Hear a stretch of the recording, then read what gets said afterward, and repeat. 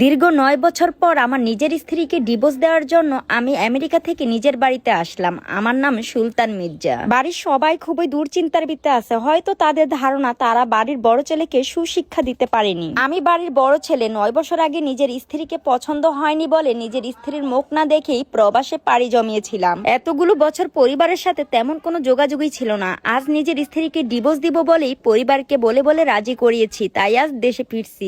পরিবারের কেউই রাজি ছিল না, কিন্তু আমি আমার সিদ্ধান্তে এতটাই অটল ছিলাম যে আমার সিদ্ধান্ত মেনে নেওয়ার জন্য পরিবারকে খুব করে রাজি করিয়েছি। 12 ঘন্টা জার্নি করার পর বসুন্ধরা আবাসিক এলাকায় এসে গাড়ি থামলো। আমার থামতেই বাড়ির সামনে দাঁড়িয়ে থাকা দুইজন ইউনিফর্ম পরা সিকিউরিটি তড়িঘড়ি করে এসে আমার গাড়ির দরজা খুলে দিল। ধীর পায়ে গাড়ি থেকে নামলাম, হাতে থাকা কোটটা পরে নিলাম এবং চোখে একটা কালো সানগ্লাস পরে নিলাম। চোখে মুখে গভীরতার একটা ছাপ দিয়ে দেখলাম বাড়ির কেউই আমাকে নিতে আসেনি। আমার বুকটা কেমন জানি একটা ধপ করে উঠলো। তারপরও নিজেকে একটু শক্ত করে নিলাম। কিছু দূর যেতেই দেখি ছোট বোন আয়েশা দৌড়িয়ে এসে আমাকে শক্ত করে ধরলো। আমার ছোট বোনকে দেখে আমার মুখের কোণে একরাশ হাসি ফুটলো। আমার ধারণা ছিল আর কেউ না আসলো আমার ছোট বোন ঠিকই আসবে। আয়েশা বলে উঠলো, ভালো আছিস ভাইয়া? জানিস প্রতিদিন আমি তোকে কত মিস করছি। জানিস প্রতিদিন মা অপেক্ষায় থাকতো তুই একদিন ফোন করবি বলে। এই 9 বছরে তুই একবারও মার কাছে ফোন দেসনি। জানিস মা প্রতিদিন রাতে তোর জন্য কান্না করতো। তোর এত রাগ মায়ের প্রতি ভাইয়া, এবার অন্তত একটু মায়ের প্রতি রাগ কমা। আমার হাসি মুখটা গম্ভীর হয়ে উঠলো। না, মা বলেছিল ওই মেয়েকে যদি ডিভোর্স না দেই মাকে যেন আর মা বলে না ডাকি। যাই হোক, এইসব কথা রাখতো বোন। বলতো ওই পরিবারের সবাই তো এসেছে, মানে ওই মেয়ের পরিবারের সবাই তো এসেছে। না, এখনো সবাই আসেনি, তবে হয়তো এখন এসে পড়বে। বোনের মুখে এমন কথা শুনে আমার ভিতরে ভিতরে খুব রাগ হচ্ছিল। মনে হচ্ছিল ওই পরিবারের মানুষগুলো চাই তাদের মেয়েকে আমার ঘাড়ে চাপাতে।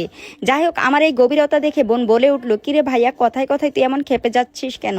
তারপর ছোট বোনের সাথে কথা বলতে বলতে বাড়ির ভিতর দিকে এগিয়ে গেলাম। পিছনে তাকালাম না একবারও, শুধু হাত দিয়ে ইশারা দিয়ে সিকিউরিটি গার্ডদেরকে বললাম ট্রলি ব্যাগগুলো যেন বাড়ির ভিতরে নিয়ে আসে। বাড়ির ভিতরে ঢুকেই কারোর সাথে কোনো কথা না বলে সোজা গিয়ে বসলাম সোফায়। এই দৃশ্যটা দেখে আমার বাবা খুব একটু মন খারাপ করলেন। আমার বাবার দৃষ্টি ধীরে ধীরে কঠোর হতে লাগলো। স্বামীর এমন দৃশ্য দেখে আমার মাও একটু ভয় পেয়ে গেলেন। এই 9 বছরের ছেলের চিন্তায় আমার মায়ের শরীর যেমন ঠুনকু হয়ে পড়েছে, সেই সাথে মনও একদম স্তব্ধ হয়ে পড়েছে। হঠাৎই গলা কাঁপিয়ে চিৎকার দিয়ে বললাম, মা কই আসছে না কেন ওই মেয়ে? দেখো, আমি কিন্তু কোনো নাটক চাই না। আমি কিন্তু ওই মেয়েকে ডিভোর্স দেওয়ার জন্যই বাংলাদেশে এসেছি। না হলে কিন্তু আমার দেশে আসার একদমই ইচ্ছা ছিল না। তোমরা আমার সাথে যা করছো সেটা কিন্তু আমি আজও ভুলিনি।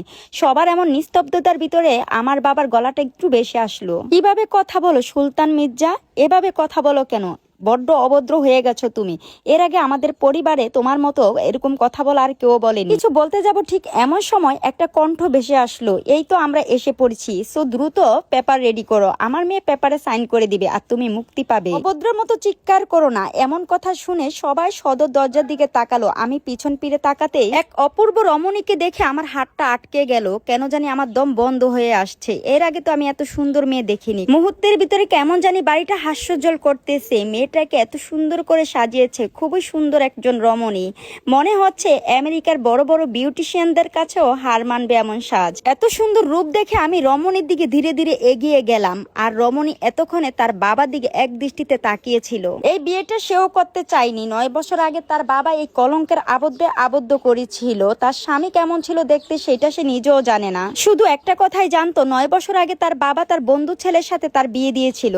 তারপর মেয়েটা কিছু বুঝে উঠতে না উঠতে আমি তার হাতটা শক্ত করে ধরে ফেললাম, কারণ সে এতটাই সুন্দর ছিল। আমি তার হাতটা না ধরে থাকতে পারলাম না। আর মেয়েটা অবাক হয়ে তাকিয়েছিল, কে এই ছেলে সবার সামনে আমার হাতটা ধরে ফেললো।